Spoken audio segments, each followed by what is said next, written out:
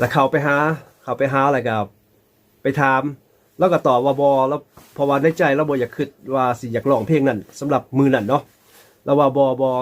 ความว่าบ่นี่พาให้น่ะ หมู่เราหรือว่าคนยามเราเนาะ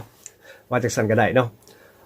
บ่พอใจแล้วก็ไล่ไอ้บิลวงนี้จากหันโอเคก็บ่เป็นหยังเนาะไอ้บิลวงก็โอเคบ่เป็นหยังมีแต่ว่าสิบ่ได้ฟังว่าซั่นเนาะบัดตอนสุดท้ายท่านผู้ชม so at the end he decided to sing so when he sings of course it sounds really good so this does not relate to I like Tolongto it relates to another person so we'll leave this because the song's over ตอนสุดท้ายมาได้ร้องเพลงนั้นฮีทเหิบที่ว่าไอ้บิลวงถามให้เราร้องแล้วว่าบ่แล้วบัดนั้นได้ร้องบัดนี้ได้ร้องแล้วเป็นจังได๋ท่านผู้ชมอยู่ในวัดนะ